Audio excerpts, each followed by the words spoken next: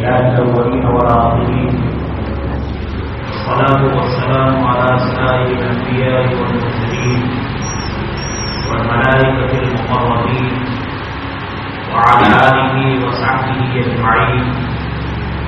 أما بعد، فقد قال الله تبارك وتعالى في الكلام المجيد والقرآن الحميد: أعوذ بالله من الشيطان الرجيم، بسم الله الرحمن الرحيم. فانكحوا ما طاب لكم من النساء مثنى وثلاث ورباع. وقال النبي صلى الله عليه وسلم: أربع من سنن المرسلين: التعطر والسواك والنكاح. وقال النبي صلى الله عليه وسلم: لن ترني المتحابين إلا بالنكاح. وقال عليه الصلاة والسلام: وأتزوج النساء فمن رغب عن سنتي فليس مني، أو كما قال عليه الصلاة والسلام. گرامی حضرات، علماء کرام، میرے عزیز بھائیوں، دوستوں، اب تعالیٰ قانون کا کرم ہوا کہ نکاح کی نسبت پر ہمیں کچھ کہنے سننے کا موقع نصیب فرمایا. اب تعالیٰ قانون ہم سب کو دین کی باتیں ادب احترام محتاج سمجھتے ہوئے عمل کے جذبے کے ساتھ کہنے اور سننے کی توفیق عطا فرمائے. میرے عزیز بھائیوں، نکاح یہ حضرات انبیاء علیہ السلام کی سنت ہے. کسی ایک نبی کی سنت، کسی ایک نبی کا عمل دنیا کے رہنے والے انسان کی کامیابی کے لیے کافی تھا. ہدایت خود امام الانبیاء صلی اللہ علیہ وسلم کی ارشاد فرمائے کہ یہ صرف میری نہیں، انبیاء علیہ السلام کی سنت ہے.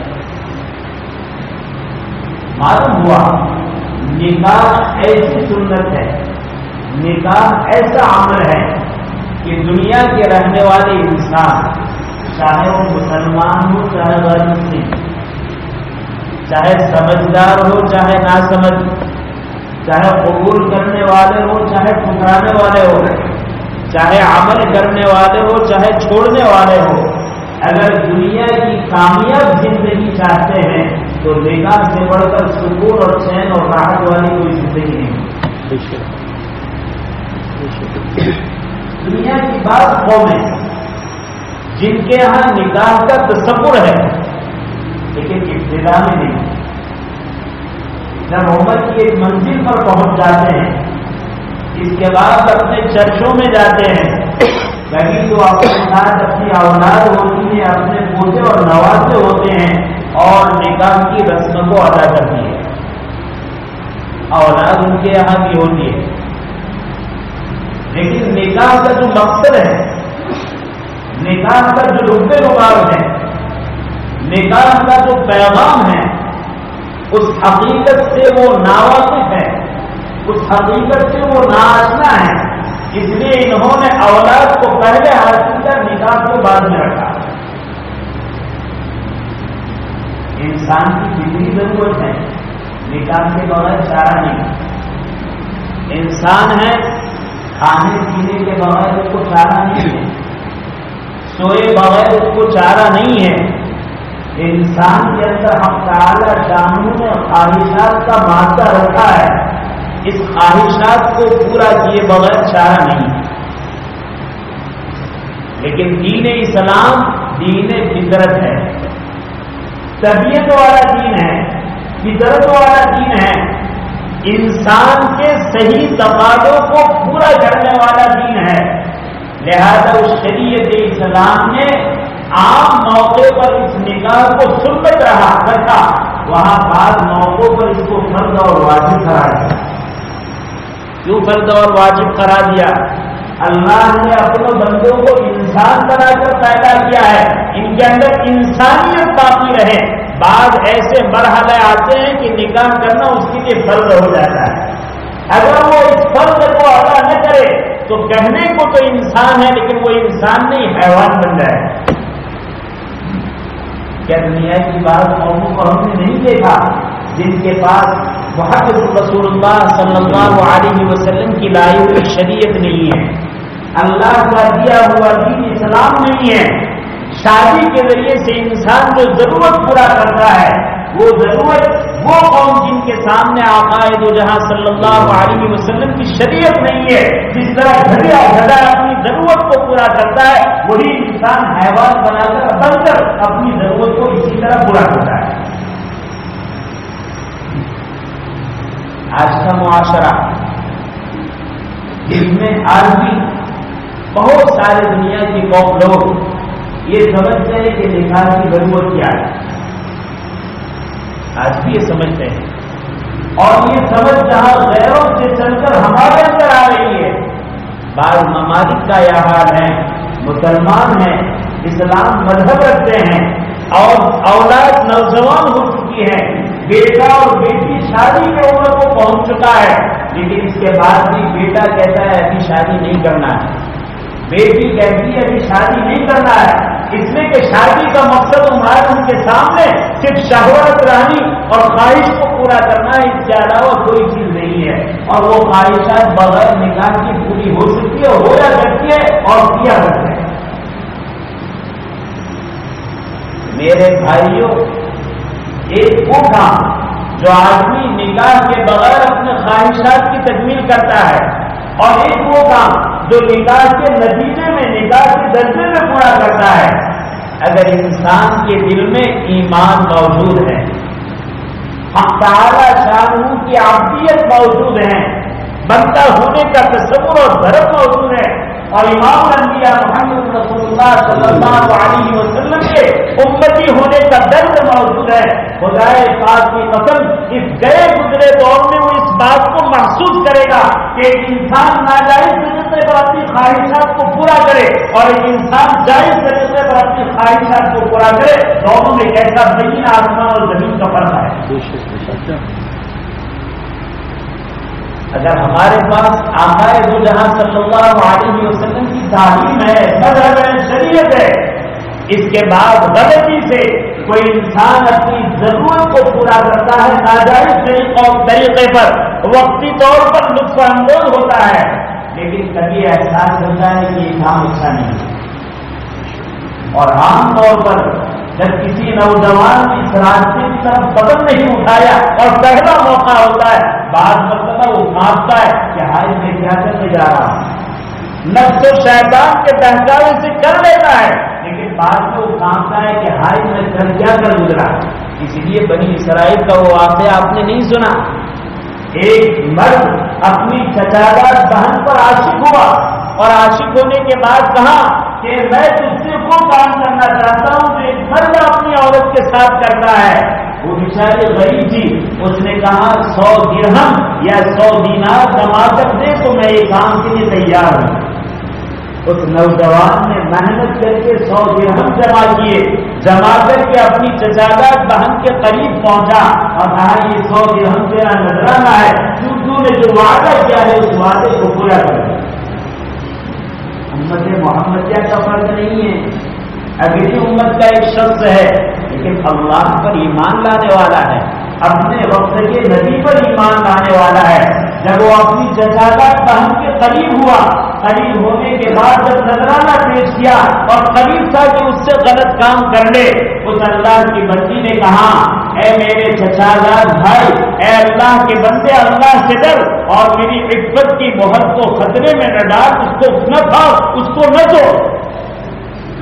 جب اس کی زبان سے یہ جملہ نکلا ہے تو نکلتے ہوئے اس کے دل پر ٹھیس پہنچی، اور ٹھیس پہنچنے کے بعد وہ چوکنا ہو گیا کہ ایک اللہ کی بندی ہونے کے ناطے اللہ کا یہ ڈر رکھی ہے، میں تو اللہ کا بندہ ہوں، میں کیوں نہ رہوں۔ وہ وہاں سے ہٹا اور ہٹ کر اپنے آپ کو دور کر دیا۔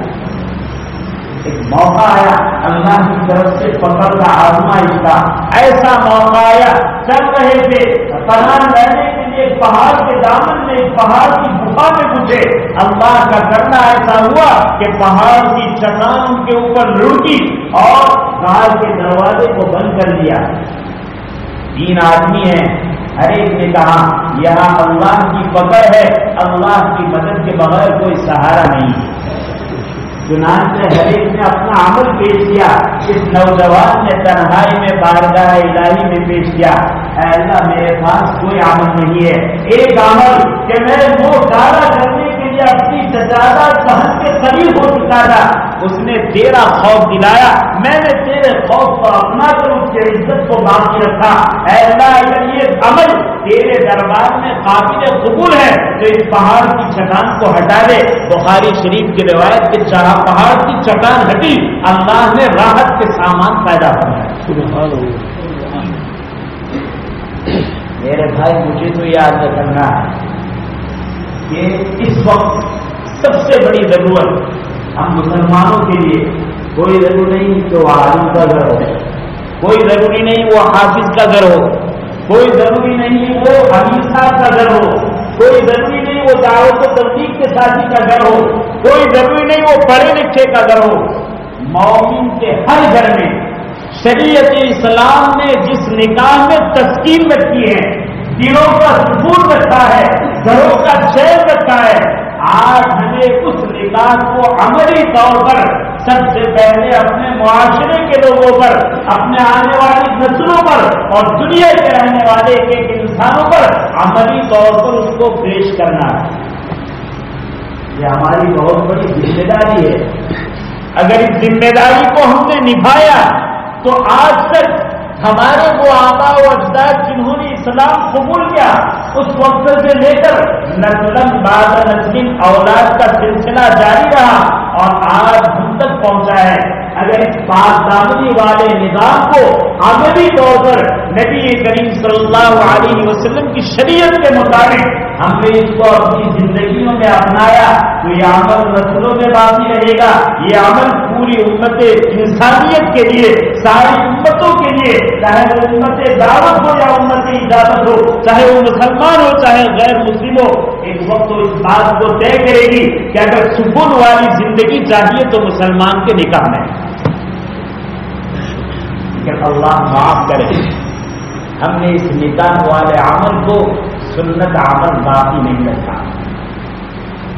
دنیا میں بہت ساری قومیں نکاح کرتی ہیں اور مسلمان بھی نکاح کرتا ہے، ذرا موازنہ کریں۔ صحیح بات یہ ہے کہ 80% ہمارے اور ان کے نکاح میں، ہمارے ان کے طور و طریق میں، ہمارے ان کے رسم و رواج میں، ہماری ان کی بے حیائی میں، ہمارے ان کے ڈسکو میں، ہمارے ان کے لباس میں، ہماری ان کی بے شرمی میں 80% کوئی فرق نہیں ہوتا۔ اور اللہ اپنے گھر میں ہمیں معاف فرمائے، بعض مرتبہ ہمارے مسلمان گھرانے میں ہونے والے نکاح بے حیائی اور بے شرمی کے اعتبار سے اس قوم سے بھی آگے بڑھ جائے۔ میں ایک سوال آپ سے پوچھتا ہوں اور آپ سے یہ کرتا ہوں کہ ہم سب اپنے آپ سے سوال پوچھیں، نکاح عفت اور پاک دامنی کی حفاظت کا ذریعہ ہے۔ ایک بہو بیٹی بہن کی پاک دامنی کو حفاظت کے لیے نکاح سے بڑھ کر کوئی راستہ نہیں، نکاح سے بڑھ کر کوئی منزل نہیں، نکاح سے بڑھ کر کوئی ہتھیار نہیں ہے۔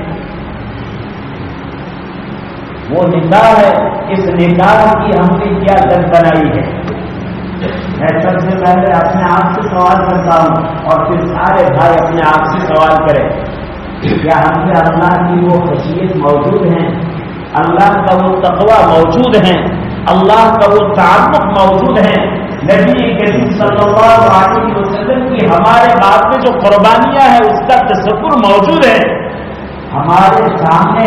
اگر میں نمازی صحیح، میں پڑھا لکھا صحیح، میں دیندار کہا جانے والا صحیح، میں اگر ایک چوراہے پر بیٹھا ہوا ہوں، اس چوراہے پر ایک قوم کی بیٹی بن تھن کر بے پردگی کے ساتھ، بغیر اوڑھنی کے ساتھ، بغیر دوپٹے کے ساتھ ہمارے سامنے گزرے گی، کیا میں اپنے ایمان کی وجہ سے بچ سکوں گا کہ اس کو دیکھنے سے میں اپنے آپ کو بچا لوں، اپنی نظروں کو جھکا لوں، اپنی نظروں پر کنٹرول کروں، اپنی نظروں پر قابو کروں، وہ ہماری بہن گزر جائے اور میری آنکھ اس کی طرف نہ اٹھے؟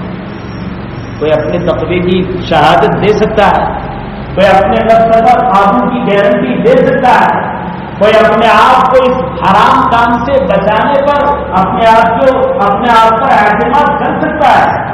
ہر شخص یہی کہے گا کہ مجھ میں تو وہ طاقت نہیں کہ بن کر کوئی نوجوان گزرے اور میری آنکھیں اس کے دیدار سے معلوم ہو جائے. ہمارے بس کی یہ بات نہیں، ہماری یہ طاقت نہیں. ہر بھائی کا یہ جواب ہے، ہر بہن کا یہ جواب ہے، ہر نوجوان کا یہ جواب ہے، ہر ادھیر عمر کا یہ جواب ہے، امت کے ایک ایک فرد کا یہ جواب ہے. میں آپ سے پوچھتا ہوں، جب سب کا جواب یہ ہے کہ ہمیں اپنے اوپر قابو نہیں ہے، اسلام اور نکاح یہ عزت اور پاک دامنی کا ہتھیار ہے، آخر اس ہتھیار کو اپناتے ہوئے ہم نے اپنی ماں بہنوں کو کیوں ننگا کر دیا؟ ہم نے اپنی ماں بہنوں کو فیصلے پر لباس سے کیوں آراستہ کر دیا؟ ہم نے اپنی غیرت کا جنازہ کیوں نکالا؟ ہمارے سامنے ہماری ماں بہن بہو بیٹیاں فیصلے پر لباس میں نکلتی ہیں، محنت کے ساتھ نکلتی ہے، کھلے سر نکلتی ہے، غیرت کا جنازہ نکل چکا ہے، اللہ کے نبی کی محبت کا درد ہو چکا ہے، اور ہم نے کہ اپنے آپ پر خوش ہے. ماشاءاللہ ہم تو دیندار ہیں، ہم تو مسلمانوں کی بستی میں ہیں، کوئی غیرت ہمارے اوپر نہیں آتی.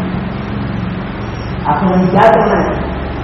جس قوم کے نوجوان کا حال یہ تھا کہ میدان کارزار میں اگر اس کی کایا کو پلٹنے کے لیے یہود و نصارہ اپنی حسین و جمیل عورتوں کو پیش کرتی تھی، امیر کا ایک لشکر کافی ہو جاتا تھا. خبردار کسی نے اپنی نظر غیر محرم پر اٹھائی. جب یہ حال تھا تو ایک آواز پر، امیر کی ایک آواز پر قافلہ اطاعت کرتا تھا، اور اللہ کی طرف سے رحمت کے نصرت دروازے آتے تھے، اور وہاں تعداد کو نہیں دیکھا جاتا تھا. تھوڑی سی جماعت بڑی بڑی جماعت پر غالب ہو جاتی تھی، بڑی بڑی جماعت پر غالب ہو جاتی تھی، اور بڑی بڑی جماعت کو فتوا کر دیتی تھی، اور بڑی بڑی جماعت کے لیے ہدایت کا ذریعہ بن جاتی. اتنا بڑا مسئلہ موجود ہے. میں سب سے پہلے اپنے آپ سے پوچھتا ہوں، اور پھر ہم سب اپنے آپ سے پوچھیں کہ ہم سے سوال کیا جائے کہ مولوی صاحب تمہارے گھر میں نکاح ہو رہے ہیں، قاضی صاحب تمہارے گھر میں نکاح ہو رہے ہیں، حاجی صاحب، داعی صاحب، مبلغ صاحب، امیر صاحب تمہارے گھر میں نکاح ہو رہے ہیں. ذرا ایک ایسے نکاح پیش کیجئے جس میں اللہ کا حکم نہ ٹوٹا ہو، نبی کریم صلی اللہ علیہ وسلم کی سنت نہ چھوٹی ہو. میرے بھائی غیرت کے ہر شخص کا سب جھک جائے گا اور کوئی ایک نکاح ایسا پیش نہیں کر پائے. اللہ نے ہمیں دین دیا، اللہ نے ہمیں غیرت عطا فرمائی، اللہ نے عزت کی حفاظت کے لیے نظام دیا.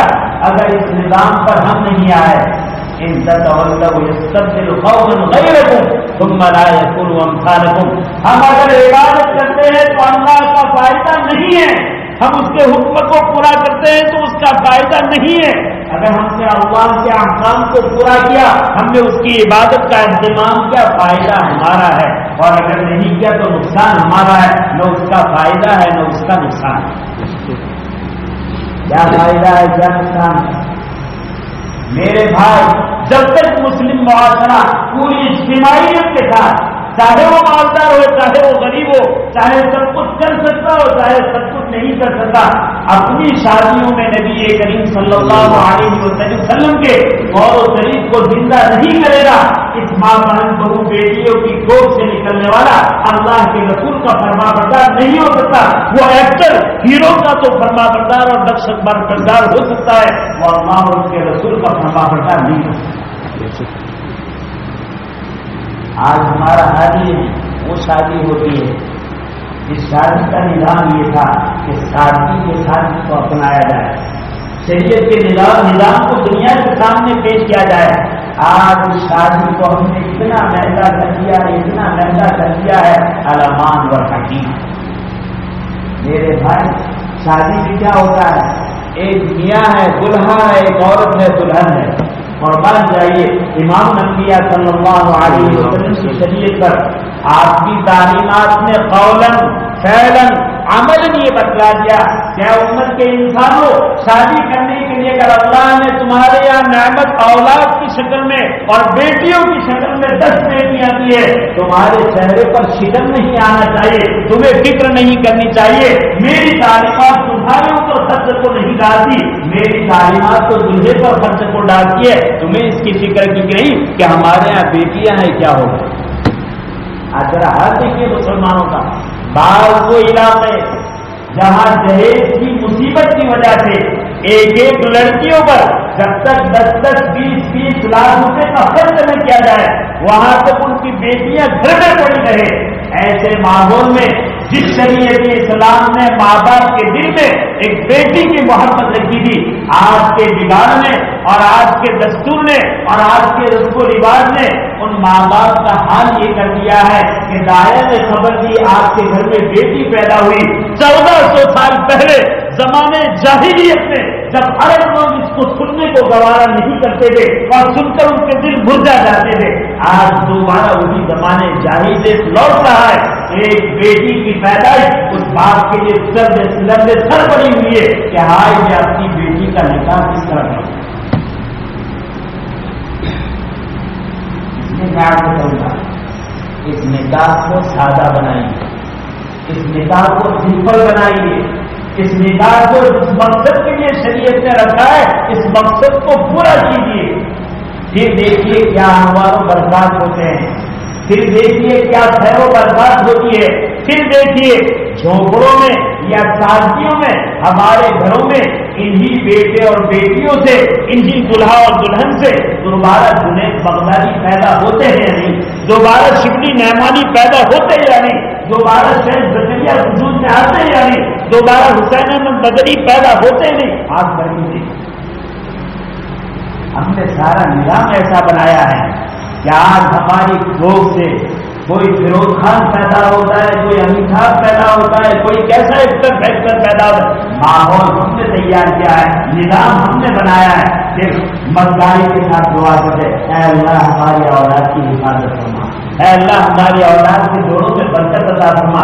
کام تو سارے وہ چیز جس سے شیطان خوش ہو اللہ فرمائے, جس سے شیطان خوش ہو محمد رسول اللہ صلی اللہ علیہ وسلم قبر اثر میں اعمال سوچے آپ بے چین و بے قرار ہو جائے اور پھر چاہتے ہیں کہ اللہ کی طرف سے رحمت کے دروازے کھلے, اللہ کی طرف سے انعامات کی بارش ہو. میرے بھائی اس کو بھول جانا چاہیے. میں بہت درد دل کے ساتھ آپ کو کروں گا. اللہ نے اولاد نعمت کے طور پر عطا فرمائی ہے, نکاح نعمت کے طور پر عطا فرمایا ہے. ہر وقت میں اس بات کا استحضار ہونا چاہیے کہ اللہ کی بہت بڑی نعمت ہے اور اللہ کے نبی کا لایا ہوا طریقہ ہے. اس طریقے کے مطابق ہم ہر کام کو انجام دیں. آج ہماری قوم کا حال یہ ہے کہ تعمیر کے نام پر اور شادی کے نام پر جتنی فضول خرچیاں, جتنی عیاشیاں, جتنے مال کا دیا کر سکتے ہیں, کبھی اور کوئی موقع ایسا نہیں ہوتا کہ اس میں مال کو اتنا ضائع کیا جاتا ہے. نبی کریم صلی اللہ علیہ وسلم امام الانبیاء ہے. آپ نے شادی کو اس انداز سے کر کے دکھایا کہ صحابہ کا وہ مزاج بنایا کہ اگر صحابی شادی کرتا ہے نبی کریم صلی اللہ علیہ وسلم کو اس کی اطلاع نہیں ہوتی ہے, اور نبی کریم صلی اللہ علیہ وسلم نے مزاج بنایا. اس مزاج کی وجہ سے شادی کرنے کے بعد جب وہ دلہا نظر آتا ہے امام الانبیاء صلی اللہ علیہ وسلم اپنی شہدائی سے پوچھتے ہیں تمہاری شادی ہو گئی؟ کہا جی یا رسول اللہ شادی ہو گئی. اور ہزاروں در سے تھپیڑے کھا کر, ہزاروں در سے دھتکار کر, ہزاروں ذلتی کو اپنے اوپر لے کر اگر کامیابی چاہتی ہے تو گھوم پھر کر دوبارہ امام الانبیاء صلی اللہ علیہ وسلم کے قدموں میں آنا پڑے گا, آپ کی سنت کو اپنانا پڑے گا. اس کے بغیر کامیابی کا کوئی راستہ نہیں. اور ابھی میں یہ بات عرض کروں گا, عام طور پر میں کہتا رہتا ہوں کہ میرے بھائیوں شادی کے موقع پر ہم بہت کچھ کرتے ہیں, لیکن شادی کے بعد ہمارا یہ دلہا ہماری یہ دلہن کس طرح زندگی گزاریں گے ہمارے پاس کوئی اس کا لیے کوئی آئیڈیا, ہمارے پاس اس کے لیے کوئی تعلیم نہیں. تعلیم تو شریعت کی بہت زیادہ ہے, ہم اس سے بہت ناواقف ہیں. ایسے موقع پر میں عرض کرتا ہوں کہ میرے بھائی شادی ہو جانے کے بعد, میاں بیوی کی شادی ہو جانے کے بعد آپس میں جوڑ وجود میں آنے کے بعد ہمیشہ ایک چیز کا لحاظ رکھنا چاہیے. عورت ہے، بعض مرتبہ اس کے ایسے کام ہوتے ہیں کہ جس سے مرد کو غصہ آتا ہے، لیکن اللہ نے مرد کو عورت کو تھامنے والا بنایا ہے، عورت کا محافظ بنایا ہے، عورت کو حفاظت کے ساتھ چلانے والا بنایا ہے. لہذا جب ایسا موقع آ جائے کہ ان دلہن سے ایسا کام ہو جس سے ہمیں غصہ ہے، اس وقت غصے کو پینا یہ آپ کی مردانی ہے، یہ آپ کی بہادری ہے، یہ آپ کے مرد ہونے کی علامت ہے. آج شیطان نے بہت ساری جگہوں پر شادی کے بعد آپس میں دلہا دلہن کو ٹکرایا اور اس نے زبان سے گولی بولی اور طلاق کی رپورٹ کو ایسی چلایا کہ وہ رشتہ جس کے لیے مہینوں سے محنت ہوتی تھی آج کی آج میں اس کو ختم کر دیا جاتا ہے. سب سے بڑی یہی نصیحت ہے. ایک تو وہ حالات ہے آدمی اپنے اوپر قابو پاتا ہے اور عام حالات میں اپنی عورت کو غصے نہیں ہوتا ہے، بہت اچھا ہے. لیکن کمال یہ نہیں، کمال تو یہ ہے عورت ایسا کام کرے جس پر غصہ آئے اور اس کے بعد مرد اس کو کھانے کے لیے غصہ ہے. اس غصے کو پینے کا مقام ہے، غصے کو استعمال کرنے کا مقام نہیں ہے. اگر ہمارے بھائیوں نے، ہمارے ہونے والے دلہوں نے اس بات کو تھامے رکھا کہ کبھی ہم غصہ نہیں کریں گے اور ایسا کام جو غصہ دلانے والا ہے اس وقت ہم خاص کنٹرول کریں گے. امام الانبیاء صلی اللہ علیہ وسلم اپنی عورتوں کے ساتھ کیسا حسن سلوک کرتے تھے، ایک مثال پیش کر کے اپنی بات کو ختم کر دیں.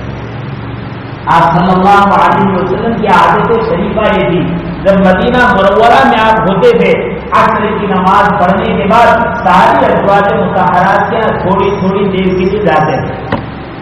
لیکن امام الانبیاء تھے، آپ سے بہتر کوئی انسان نہیں اور آپ سے بہتر کسی بیوی کے لیے کوئی شوہر نہیں.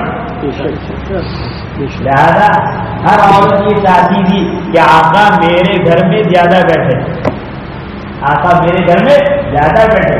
لہذا بعض مرتبہ ازواج مطہرات ترغیب کرتی تھی کہ کسی بہانے میرے گھر سے زیادہ بیٹھنا مل جائے. ایک مرتبہ غالباً حضرت حفصہ رضی اللہ عنہ نے یا حضرت زید رضی اللہ تعالیٰ عنہ نے شہد کا شربت بنایا اور بنانے کے بعد پلانے میں مشغول کر دیا. بنانے میں بھی وقت گیا، پینے میں بھی وقت، پلانے میں بھی وقت گیا. مقصد یہ تھا کہ آپ مجھے زیادہ وقت، ادھر دوسری عورتوں کے لیے وقت کم رہا. لہذا جلدی جلدی فارغ ہوئے. دوسری ازواج کو بھی غیرت آئی کہ زینب نے ہمارا حق مان لیا. چنانچہ حضرت عائشہ نے اور اسی طرح حضرت سودا نے اور اسی طرح بعض عورتوں نے مشورہ کیا کہ ہمیں آپ صلی اللہ علیہ وسلم کے لیے ایسی تدبیر کرنی ہے کہ وہ ازواج مطہرات میں جس زوجہ کے یہاں انہوں نے شربت کیا ہے شہد کا، وہ شربت نہ کی. کیا کرنا ہے؟ کہ ایسا کرنا ہے جب آپ صلی اللہ علیہ وسلم ہمارے پاس آئے شہد کا شربت بھی کر تو آپ خالی کا نہیں وہ آ جائے. آپ صلی اللہ علیہ وسلم کو خوشبو انتہا پسند تھی اور بدبو انتہا آپ کو نفرت تھی. عورتوں نے کہا وہ آ رہی، دوسری عورت کی گئے اور انہوں نے بھی ایسے کہ وہ آ رہی. تیسری عورت کیوں آ گئے؟ اب وہ آ رہی. کہا کہ میں نے کوئی ایسی بدبودار چیز استعمال نہیں کی. کہا کہ یا رسول اللہ آپ نے شہد کا شربت پیا ہے، ہو سکتا ہے وہ شہد کی مکھی ایسے درخت پر گئی ہو جس درخت کے پھل میں ہو. اب مجھے آگے بتانا کیا ہے، آپ دیکھیے آپ صلی اللہ علیہ وسلم نے اپنی ازواج مطہرات کو کتنا برداشت کیا. آپ حضرت سے محاورہ بات ہے آج کے دور میں.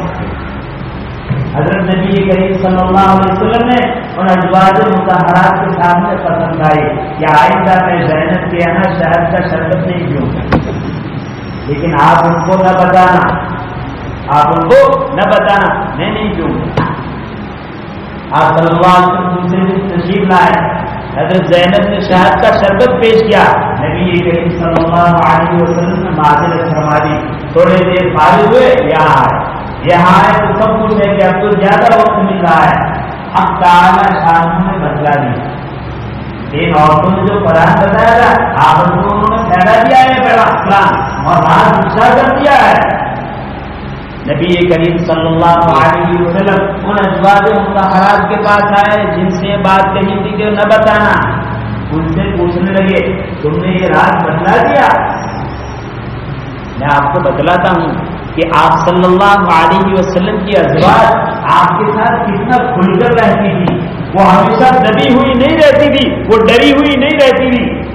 آپ نے پوچھا رات بات کر دیا ہے, وہ یہ نہیں کہہ رہے کہ رات کھا وہ پوچھے آپ کو کس نے بتایا.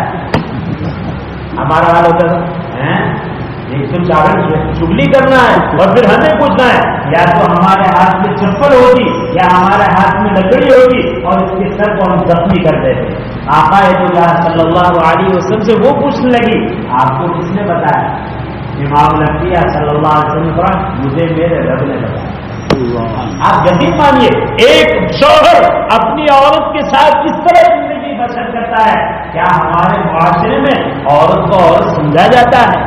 کیا عورت کے احسانات کو احسانات سمجھا جاتا ہے؟ اگر وہ عورت جو 5 سال سے وقت پر چائے لیتی ہے کبھی 5 منٹ آگے پیچھے ہو گئی آسمان اٹھا لیتے ہیں, حالانکہ چائے بنا کر دینا اس کا حق نہیں, اس کا احسان ہے. اللہ تعالیٰ کاموں میں صحیح سمجھ اپنی عورتوں کے ساتھ اس طرح زندگی گزارنے کی توفیق عطا فرمائے جس طرح اللہ کے رسول نے طریقہ بتایا اور جس طرح زندگی گزار کر دکھلائی. اللہ تعالیٰ نے یہ باتیں کہلوائی. اللہ تعالیٰ ہم کو عمل کی توفیق نصیب فرمائے. آمین. وآخر دعوانا الحمدللہ رب العالمین.